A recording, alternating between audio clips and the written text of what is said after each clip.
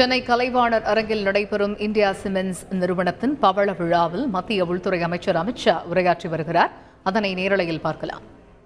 यहाँ पर आए हुए उद्योग जगत और खेल जगत के सभी गणमान्य व्यक्तिगण और इंडिया सीमेंट के परिवारजनों, सबसे पहले मैं श्रीनिवासन जी और उनकी टीम को बहुत बहुत शुभकामनाएं देना चाहता हूं, क्योंकि कोई भी संस्था 75 साल குழுவினருக்கும் என்னுடைய வாழ்த்துக்களையும் நன்றியும் தெரிவித்துக் கொள்ள விரும்புகிறேன்.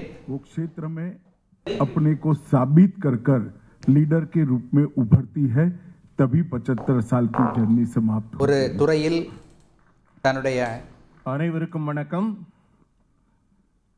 இந்த மதிப்பிற்குரிய விழாவிலே பங்கேற்றிருக்கும் நம் மாட்சிமிகு ஆளுநர் அவர்களுக்கும், இந்தியா சிமெண்டின் மேனேஜிங் டைரக்டர் திரு ஸ்ரீனிவாசன் அவர்களுக்கும், மதிப்பிற்குரிய மத்திய அமைச்சர் எல் முருகன் அவர்களுக்கும் மற்றும் தொழில் அமைச்சர் திரு தங்கம் தென்னரசு அவர்களுக்கும், ஆந்திர பிரதேசத்தின் அமைச்சர் அவர்களுக்கும், திரு ரூபா அவர்களுக்கும் என்னுடைய வணக்கத்தை தெரிவித்துக் கொள்கிறேன்.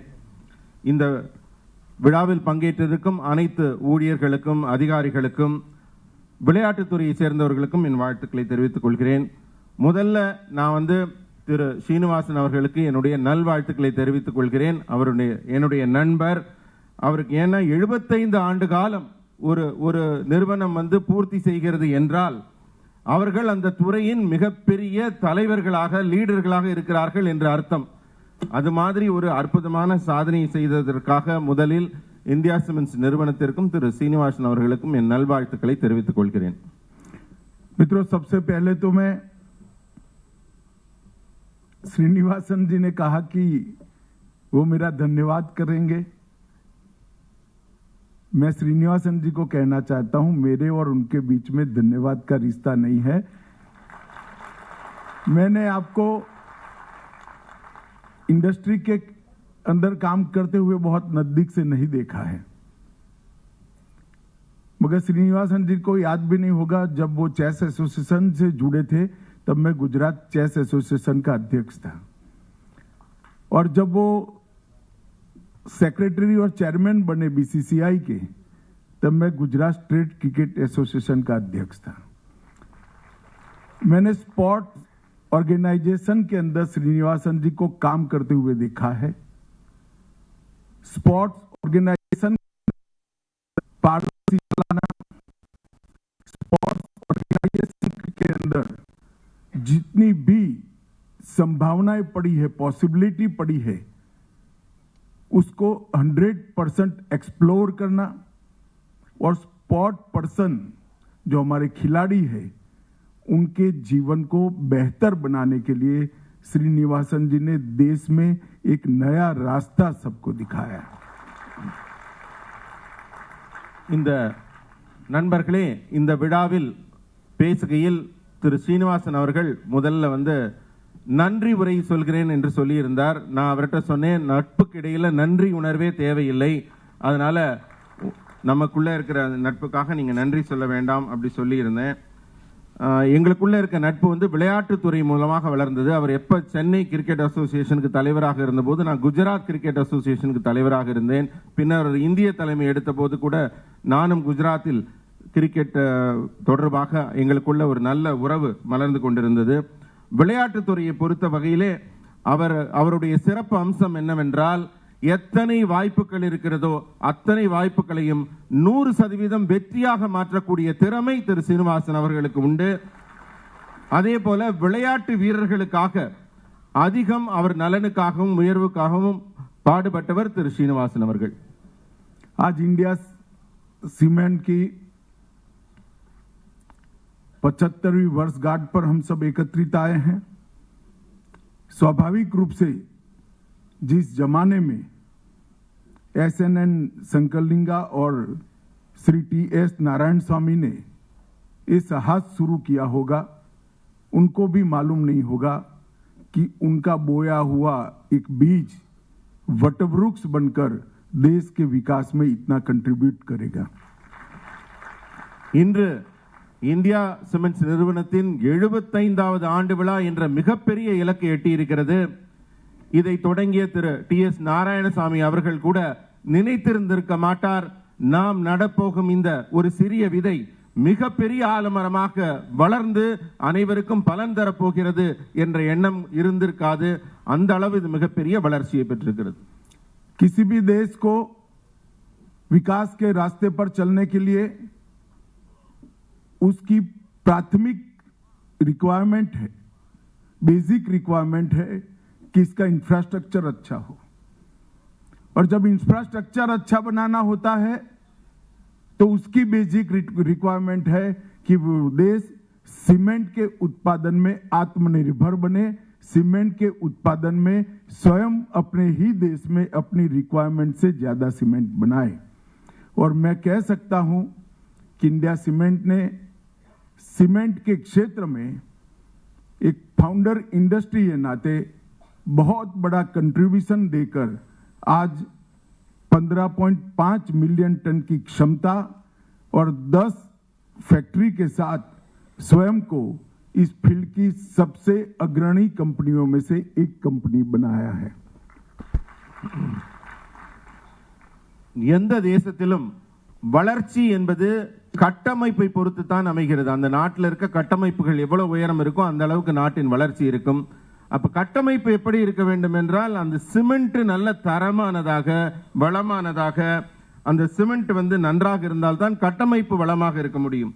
அப்போ ஒரு நாட்டுக்கு தேவையான நல்ல வலிமையான தரமான சிமெண்ட் தயாரிக்கிற வேலையை இந்தியா சிமெண்ட் ஆரம்ப நாள் முதற்கொண்டு ரொம்ப சிறப்பாக செஞ்சிருக்காங்க. 15.5 மில்லியன் டன் சிமெண்டை அவர்கள் தயாரிக்கிறார்கள். அவர்களுடைய 10 தொழிற்சாலைகளும் இந்த அருமையான பணியை சேர்ந்து நம்ம நாட்டுக்கு சுயமாக தேவைப்படும் சிமெண்டை தயாரித்துக் கொண்டிருக்கிறார்கள். और आज इंडिया सीमेंट शिपिंग, ऊर्जा, शुगर, माइनिंग, इंफ्रास्ट्रक्चर और स्पोर्ट्स में भी ढेर सारा कंट्रीब्यूट कर देश की एक अग्रणी कंपनी बनी है. இந்த நாட்டின் மிகச்சிறந்த நிறுவனமாக உயர்ந்து கொண்டிருக்கும் இந்தியா சிமெண்ட் வெறும் சிமெண்டோடு மட்டும் தங்களுடைய பணிகளை நிறுத்தவில்லை. அவர்கள் ஏற்றுமதி, கப்பல் துறை, இன்னும் சர்க்கரை ஆலைகள், இன்னும் விளையாட்டுத்துறை என்று பல்வேறு துறைகளில் தங்களுடைய முத்திரையை பதித்துக் கொண்டிருக்கிறார்கள்.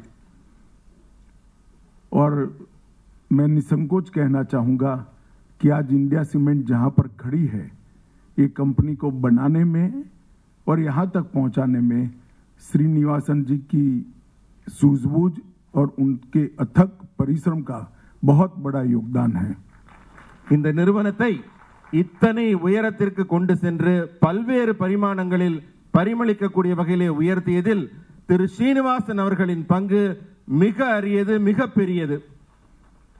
मित्रों, गत 8 वर्ष के अंदर देश ने जहां तक डेवलपमेंट और इकोनॉमी को मजबूत करने का सवाल है, इस क्षेत्र में बहुत अच्छा परफॉर्म किया है.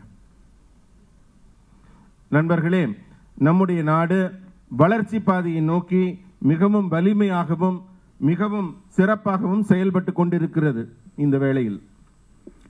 और आज हम विश्वास से कह सकते हैं कि 2025 में भारत $5 ट्रिलियन की इकोनॉमी बनेगा, ये सुनिश्चित है. 2025 ஆண்டிலே இந்தியாவின் வளர்ச்சி $5 ट्रिलियन அளவிற்கு இருக்கும். அதை நோக்கி நாம் உயர்ந்து கொண்டிருக்கிறோம்.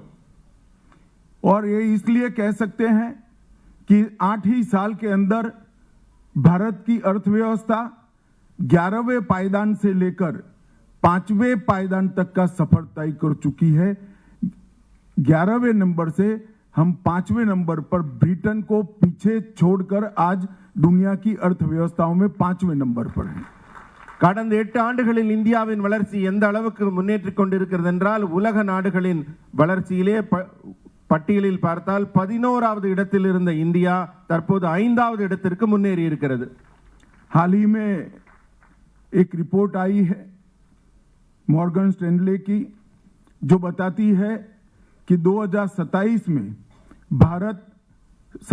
में भारत दुनिया की तीसरे नंबर की अर्थव्यवस्था बनेगी, इसको कोई नहीं रोक सकता। சமீபத்தில் கிடைத்த ஒரு ஆய்வு அறிக்கையின்படி 2027ஆம் ஆண்டு இந்தியா உலக நாடுகளின் பட்டியலின் வரிசையில் 3வது இடத்தை எட்டியிருக்கும். और इसके लिए इंफ्रास्ट्रक्चर बहुत जरूरी है और एक अहम बात है। இதற்கிടെ இந்த வளர்ச்சி அடைந்த நாடுகளில் 3ஆம் இடத்தை பிடிப்பதற்கு நமக்கு கட்டமைப்பை வலிமையானதாக உறுதியாக செய்ய வேண்டிய அவசியம் இருக்கிறது. हमने अनेक क्षेत्रों के अंदर पारदर्शी नीतियों को लाकर, पॉलिसी को लाकर अनेक संभावनाओं के द्वार खोले हैं, जैसे अंतरिक्ष का क्षेत्र हो, ड्रोन का क्षेत्र हो, डिफेंस को लिए भारत को मैन्युफैक्चरिंग का हब बनाना हो। और आज मैं तमिलनाडु में खड़ा हूं, मैं कह सकता हूं कि सबसे ज्यादा संभावना डिफेंस के क्षेत्र में इन्वेस्टमेंट लाने की मोदी जी ने तमिलनाडु को दी है। तमिलनाडु डिफेंस इंडस्ट्री कॉरिडोर, जिसमें चेन्नई, तिरुचिरापल्ली, कोयम्बटूर, सलेम और होसूर शामिल है। यहां पर ढेर सारी संभावनाएं पड़ी है और कई क्षेत्रों के अंदर, चाहे कोयले का कॉमर्शियल माइनिंग हो, माइनिंग क्षेत्र की नई पॉलिसी लाना हो, स्टार्टअप की नीति को बनाना हो, या बैंकिंग इंडस्ट्री को उभार कर बाहर निकालना हो, हर क्षेत्र में 8 साल के अंदर पारदर्शी पॉलिसी के कारण, ट्रांसपेरेंट पॉलिसी के कारण ढेर सारे अचीवमेंट नरेंद्र मोदी सरकार ने प्राप्त किए हैं. நண்பர்களே, இப்போது பலவிதமான புதிய வாய்ப்புகளை இந்த அரசு உருவாக்கி கொடுத்து கொண்டிருக்கிறது. டெக்னாலஜியில் எடுத்துக்கோங்க, பாதுகாப்பு துறையில் எடுத்துக்கோங்க, ட்ரோன் டெக்னாலஜி எடுத்துக்கோங்க. இப்போ பாதுகாப்பு துறை எடுத்துட்டீங்கன்னா ஒரு டிஃபென்ஸ் ஹப் தமிழகத்தில் வந்து சென்னையிலும், திருச்சியிலும், கோயம்புத்தூரிலும், சேலத்திலும், ஹோசூரிலும் அமைக்கப்பட்டிருக்கு. இங்கெல்லாம் புதிய புதிய ஸ்டார்ட் அப்புகள், டிஃபென்ஸ் சம்பந்தமான தொழிற்சாலைகள் உருவாகி கொண்டிருக்கின்றன. இது மாதிரி ஒரு அரிய வாய்ப்புகளையும் களங்களையும் இந்த புதிய வாய்ப்புகளையும் கட்டமைப்பு துறையிலே உருவாக்கி கொண்டிருக்கிறோம். இது இல்லாமல் நிலக்கரி சுரங்கம் தொடங்குவதாகட்டும், புதிய ஸ்டார்ட் அப்புகள் டெக்னாலஜி ரிலேட்டட் தொடங்குவதாகட்டும், வங்கி துறை பேங்கிங் ஆகட்டும், இது மாதிரி புதிய தெளிவான ஒரு தொழிற்சாலைகளை எல்லாம், புதிய கட்டமைப்புகளை எல்லாம் உருவாக்கும் பணியிலே நமது அரசு வேகமாக முன்னேறி கொண்டிருக்கிறது. R&D को भी मजबूत करने के लिए मोदी सरकार ने कई क्षेत्रों के अंदर नई पॉलिसी का सूत्रपात किया है. मैं एक ही उदाहरण देना चाहता हूं. जब पूरी दुनिया कोविड के संकट से घिरी थी, ये सदी की सबसे बड़ी महामारी का हम सामना कर रहे थे, भारत उन देशों में था जिन्होंने सबसे पहले वैक्सीन, स्वदेशी वैक्सीन बनाने का काम किया और 225 करोड़ डोज लगाने का काम हम समाप्त कर चुके हैं और दुनिया के 85 देशों में वैक्सीन भेजकर दुनिया को भी सुरक्षित करने का काम भारत ने किया है. ஆய்வு மற்றும் வளர்ச்சி, ரிசர்ச் அண்ட் டெவலப்மெண்ட் துறையிலே இந்தியா மிக வேகமாக முன்னேறி கொண்டிருக்கிறது. அனைத்து துறைகளிலும் ஆய்வுகளும் வளர்ச்சிகளும் மேற்கொள்ளப்பட்டு வருகின்றன. இதற்கு ஒரு நல்ல உதாரணம் சொல்ல வேண்டும் என்றால், கோவிட் நேரத்தில் உலக நாடுகள் எல்லாம் தடுப்பூசிக்கு என்ன செய்யணும்னு தவிச்சு அதிர்ச்சி அடைந்து நின்னப்ப, நம்மளுடைய ஆய்வும் R&D டிபார்ட்மெண்ட் வந்து சவாலான அந்த நேரத்தில் தடுப்பூசியை கண்டுபிடிச்சு இந்தியாவுக்கு தற்சார்பு மட்டும் பூர்த்தி செய்யாம உலக நாடுகள் அத்தனை பேருக்கும் 2.25 கோடி மருந்துகளை குறிப்பிட்ட காலத்திற்குள் உருவாக்கி உலகத்தையே காப்பாற்றுற ஒரு மிகப்பெரிய வளர்ச்சியை நோக்கி சென்றது. இதனால் நம்முடைய R&D ஆய்வு மற்றும் வளர்ச்சி பாதையிலே நாடு வேகமாக முன்னேறி கொண்டிருக்கிறது. देश में 60 करोड़ की गरीब जनता ऐसी प्रकार से अपना जीवन व्यतीत करती थी कि देश की इकोनॉमी में इतनी बड़ी जनसंख्या का कोई कंट्रीब्यूशन नहीं था, क्योंकि 60 करोड़ लोग अपनी रोजमर्रा की दिक्कतों से ही बाहर नहीं आते थे. नरेंद्र मोदी सरकार ने इस 60 करोड़ घरों में टॉयलेट देने का काम किया, सबके घर में बिजली देने का काम किया, सबको घर देने का काम किया, घर के अंदर गैस का सिलेंडर देने का काम किया और 5 लाख तक का पूरा स्वास्थ्य का खर्चा आज नरेंद्र मोदी सरकार कर रही है। इसके कारण ये 60 करोड़ लोगों का जीवन स्तर ऊपर आया है और अब एस्पिरेशन के साथ वो लोग देश की इकोनॉमी को, देश के अर्थतंत्र को बहुत आशाओं के साथ आगे बढ़ाने के लिए देश के साथ जुड़े हैं। मैं मानता हूं कि देश के अर्थतंत्र को गति देने वाला ये सबसे बड़ा काम है कि 60 करोड़ लोगों के जीवन में जीने की जिजीविसा जगाने का काम नरेंद्र मोदी सरकार ने किया है। நண்பர்களே, இந்த நாட்டில் 60 கோடி மக்கள் அவங்க வாழ்வாதாரத்துக்காக தினப்படி அவங்க வேலை செய்ய வேண்டிய நிலையில் இருந்தார்கள். அப்ப நாட்டின் பொருளாதாரத்தை முன்னெடுக்க வேண்டும் என்றால் இந்த மிகப்பெரிய மனித சக்தி 60 கோடி மக்களை வெளியில கொண்டு வரணும்னு மோடி அவர்கள் நினைத்தார். அதற்காக அவங்களுக்கு என்னென்னலாம் வாழ்வியலுக்கு தேவைன்னு சிந்திச்சு முதல்ல அவங்களுக்கு தேவையான ஒரு வீடுகளில் ஒரு கழிப்பறை, அதே வீட்டுக்கு அந்த கழிப்பறை கட்டின அந்த வீட்டுக்கு மின்சாரம், வீடு இல்லாதவங்களுக்கு வீடு, அப்புறம் அந்த வீட்டுக்கு ஒரு சிலிண்டர் அப்படின்னு கிட்டத்தட்ட 5 லட்சம் ரூபாய் அளவிற்கு ஒரு குடும்பத்திற்கும் பயன் தரக்கூடிய நலத்திட்டங்களை இந்த அரசு 60 கோடி மக்களுக்கு அளித்தது. இதனால அவங்க என்னன்னா நாட்டின் வளர்ச்சி பாதையில தன்னையும் இணைத்துக் கொள்ள, அவங்களுடைய வருமானம் அதிகரிக்க, பிற வேலைகளை தொடங்க. ஒரு நாடு முன்னேற வேண்டும் என்றால் அந்த பொருளாதாரம் செழிப்பாகவும் வளமாகவும் இருக்கணும். அதுல எல்லாரோட பங்களிப்பு இருக்கணும். இந்த 60 கோடி மக்களையும் நாட்டின் வளர்ச்சி பாதையில கொண்டு நாட்டோடு இணைந்து பயணிக்க செய்த மிகப்பெரிய பணியை மோடி அரசு செய்திருக்கிறது. मित्रों, पॉलिटिकल स्टेबिलिटी और भ्रष्टाचार मुक्त शासन के कारण आज भारत एक द्रुत गति से आगे बढ़ने वाली अर्थव्यवस्था बना है. ஊழலற்ற ஒரு உன்னதமான ஆட்சியை உலகிற்கே எடுத்துக்காட்டும் வகையிலே தற்போது நமது ஆட்சி இங்கே நடைபெற்றுக் கொண்டிருக்கிறது. और हमारे अचीवमेंट आज पूरी दुनिया एक्नॉलेज कर रही है. अंतर्राष्ट्रीय मुद्रा कोष IMF ने भारत को डार्क जोन में एक ब्राइट स्पॉट बताया है. भारत की इकोनॉमी को डार्क जोन में एक ब्राइट स्पॉट बताया है.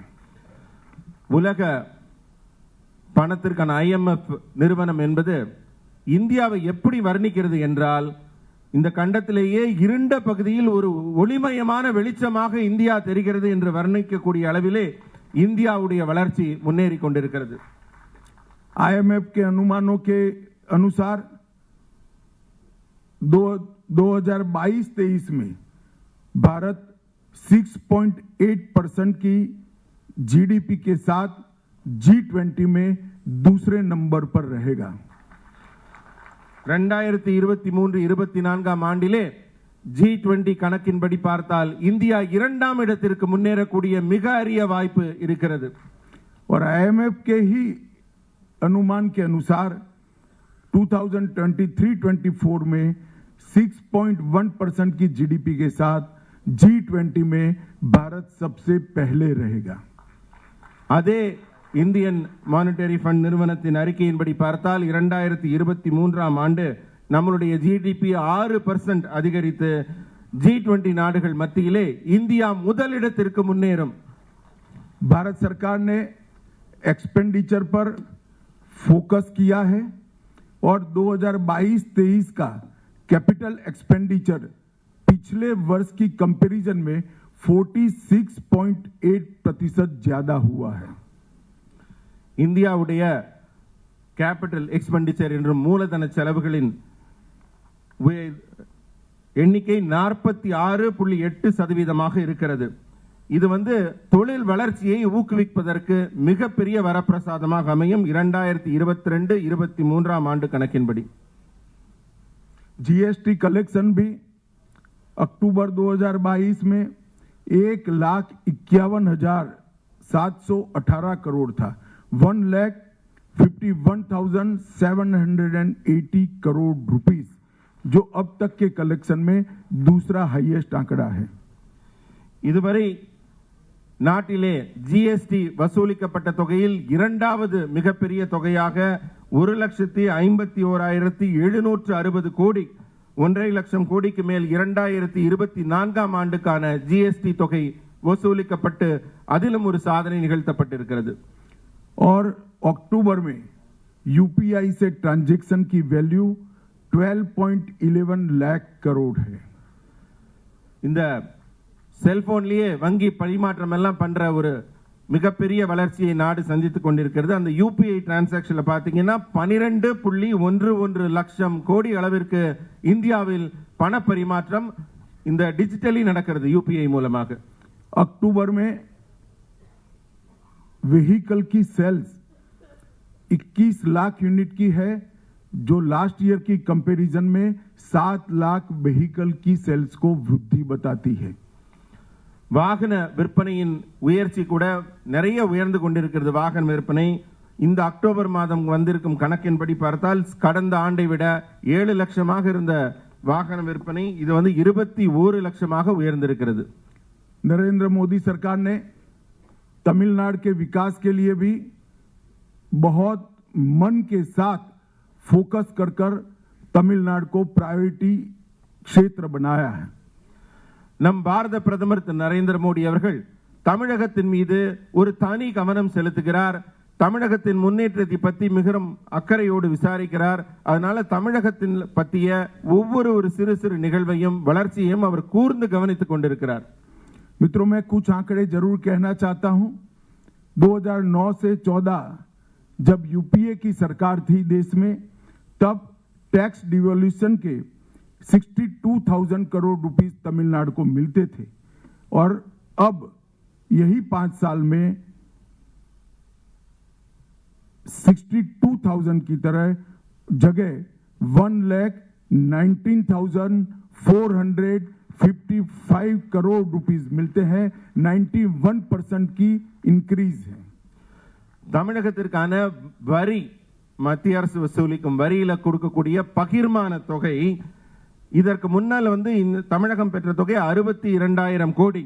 ஆனால் தற்போது கொடுக்கப்பட்டிருக்கும் தொகை 1,90,454, கிட்டத்தட்ட 91% அதிகரித்திருக்கிறது இந்த வசூலாகும் வரி பகிர்மான தொகை.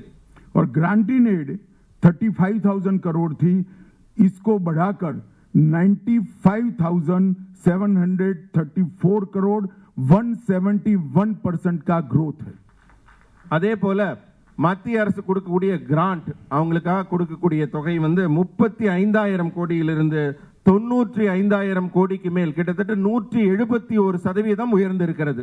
और 9-10 में फाइनेंशियल ईयर 9-10 में वित्त आयोग का अनुदान जो 928 करोड़ था, फाइनेंशियल ईयर 22-23 में 928 करोड़ से बढ़कर 6,000 करोड़ रुपीस वित्त आयोग का अनुदान आज तमिलनाडु को देने तक हम पहुंचे हैं.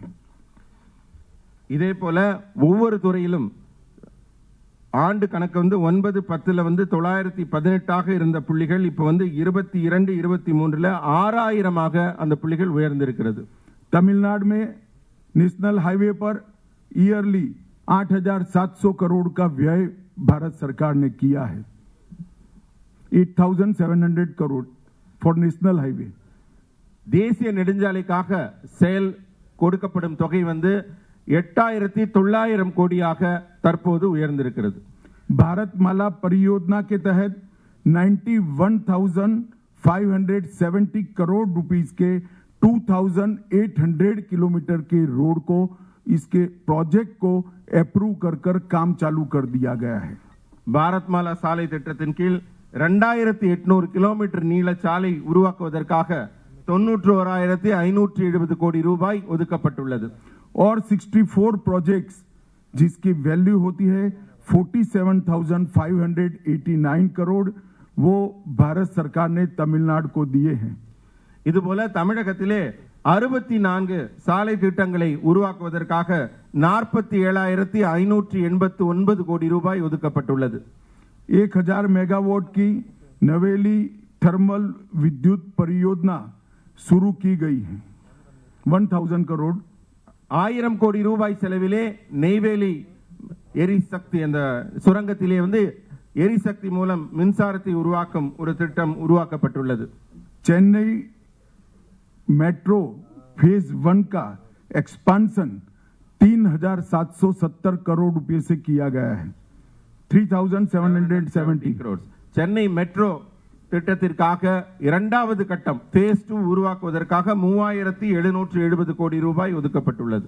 और तमिलनाडु में 1,450 सीट्स के साथ 11 नए मेडिकल कॉलेज देने का काम नरेंद्र मोदी सरकार ने किया है. தமிழகத்தில் 1,456 கோடி ரூபாய் செலவிலே 11 புதிய மருத்துவக் கல்லூரிகள் உருவாக்கப்பட்டுள்ளன. मित्रों, आज मैं यहाँ आया हूं तब मैं तमिलनाडु सरकार को एक निवेदन भी करना चाहता हूं. तमिल भाषा विश्व की सबसे पुरानी भाषाओं में से एक है. शायद तमिल का व्याकरण भी विश्व के सबसे पुराने व्याकरण में से एक है. तमिल भाषा का बढ़ावा और तमिल भाषा को समृद्ध करना न केवल तमिलनाडु, पूरे देश की जिम्मेदारी है. मैं तमिलनाडु सरकार को अनुरोध करना चाहता हूं, देश के कई राज्यों ने मेडिकल और टेक्निकल एजुकेशन को अपने अपने राज्य की मातृभाषा में शुरू किया है. अगर तमिलनाडु सरकार भी मेडिकल एजुकेशन को पूर्णतया तमिल भाषा में पढ़ाने की शुरुआत करती है तो तमिल मीडियम में पढ़े हुए विद्यार्थियों को मेडिकल साइंस समझने में बहुत सरलता होगी और वो अपनी मातृभाषा में ही रिसर्च एंड डेवलपमेंट कर कर अपनी और क्षमताओं का देश को और मेडिकल साइंस को योगदान कर पाएंगे. इसी तरह से टेक्निकल एजुकेशन में भी लगभग 1350 सीट्स तमिल मीडियम में पढ़ाने के लिए इंगित किए गए थे, परंतु मेरे पास अंतिम जो डेटा है AICTE का, इसमें सिर्फ 50 ही सीट पर पढ़ाई लिखाई चल रही है. अगर तमिलनाडु सरकार तमिल भाषा में मेडिकल और इंजीनियरिंग के एजुकेशन को कंसंट्रेट करती है, कई राज्यों ने किया भी है और अच्छे नतीजे मिलने की शुरुआत भी होगी. अगर इसको कंसंट्रेट करती है तो हम तमिल भाषा का बहुत बड़ी सेवा करने का काम करेंगे. நண்பர்களே, தமிழக அரசு அரசுக்கு நான் ஒரு வேண்டுகோள் வைக்க நினைக்கிறேன். தமிழ் மொழி உலகின் மிக தொன்மையான மொழி, உலகின் மிக மூத்த மொழி, இன்னும் சொல்ல போனால் உலகின் மிக மூத்த தொன்மையான பழமையான இலக்கியம் தமிழ் இலக்கியம். ஆகவே தமிழ் மொழியின் மேன்மையை வெறும் தமிழர்களுக்கு மட்டும் பெருமையான விஷயம் இல்ல, மொத்த இந்தியாவுக்குமான பெருமை. அதனால நான் தமிழக அரசுக்கு வைக்கிற வேண்டுகோள் என்னன்னா, தமிழக அரசு மருத்துவ கல்வியையும் இன்ஜினியரிங் பொறியியல் கல்வியையும் தமிழ் மொழியிலேயே தமிழ் மாணவர்களுக்கு தர வேண்டும். பல மாநிலங்கள்ல அவங்க சொந்த தாய்மொழியில மருத்துவ கல்வியையும் பொறியியல் கல்வியையும் மாத்திட்டாங்க. அதே போல தமிழ்நாட்டிலையும் தமிழ் மொழியிலேயே, அதாவது பொறியியல் கல்லூரியில 1350 மாணவர்கள் தமிழ் மீடியத்தில் படிச்சவங்க பொறியியல் கல்லூரிக்கு வராங்க. அவங்களுக்கு ஆங்கிலத்தில் பாடம் எடுக்கும் போது புரியாது. அதனால நீங்க தமிழ் மொழியிலேயே அவங்களுக்கு சொல்லி கொடுத்தீங்கன்னா அவங்க மிக எளிமையாக படிப்பாங்க, அவங்க ஆராய்ச்சிகள் செய்ய முடியும், மருத்துவ பொறியியல் ஆராய்ச்சிகள் வளரும். ஆகவே தமிழ் மொழியிலேயே மருத்துவம் மற்றும் பொறியியல் கல்லூரிக்கான பாடத்திட்டங்களை அமைக்கும்படி தமிழக அரசை நான் கேட்டுக்கொள்கிறேன். अंत में मैं श्री श्रीनिवासन जी और रूपा रंगनाथन जी को उनकी इंडिया सीमेंट कंपनी जब शताब्दी मनाए तब औद्योगिक क्षेत्र में उनका रुतबा आज है उससे अनेक गुना ज्यादा हो, ऐसी शुभकामनाएं देकर मेरी बात को समाप्त करता हूं. वंदे मातरम. श्रीनिवासन இந்தியா சிமெண்ட்ஸ் நிறுவனத்தின் பவள விழா நிகழ்வில் மத்திய உள்துறை அமைச்சர் அமித்ஷா உரையாற்றிய காட்சிகளை பார்த்தோம். பல்வேறு விஷயங்கள் தொடர்பாக அவருடைய உரை அமைந்திருந்ததை பார்க்க முடிந்தது. குறிப்பாக அவருடைய உரையின் ஆரம்பத்தில் அவர் இந்தியா சிமெண்ட்ஸ் நிறுவனத்திற்கும் அதனுடைய தலைவர் திரு ஸ்ரீனிவாசன் அவர்களுக்கும் வாழ்த்துக்களை தெரிவித்துக் கொண்டார். அது மட்டுமின்றி பல்வேறு துறைகள், குறிப்பாக பொருளாதார வளர்ச்சியில் இந்தியாவினுடைய அந்த பங்கீடு, இந்தியாவினுடைய வளர்ச்சி எவ்வாறாக சென்று கொண்டிருக்கிறது உள்ளிட்ட பல்வேறு விஷயங்களை குறிப்பிட்டார். குறிப்பாக கொரோனா போன்ற இக்கட்டான நேரத்தில் தடுப்பூசி கண்டுபிடித்து இந்தியா தற்சார்பு நாடாக உயர்ந்திருக்கிறது என்று பெருமிதம் தெரிவித்தார். இதுபோன்று பல்வேறு விஷயங்களை குறிப்பிட்டு வந்த மத்திய உள்துறை அமைச்சர் அமித்ஷா அவருடைய உரையின் இறுதியாக சென்னையில் நடைபெறக்கூடிய 2ஆம் கட்ட மெட்ரோ ரயில் பணிக்காக சுமார் 3000 கோடி ஒதுக்கப்பட்டிருக்கிறது என்று தெரிவித்தார். அது மட்டுமின்றி மருத்துவம், பொறியியல் படிப்புகளை மாணவர்கள் தமிழில் படிக்க தமிழக அரசு நடவடிக்கை எடுக்க வேண்டும் என்ற வலியுறுத்தலையும் முன்வைத்திருக்கிறார் உள்துறை அமைச்சர் அமித்ஷா.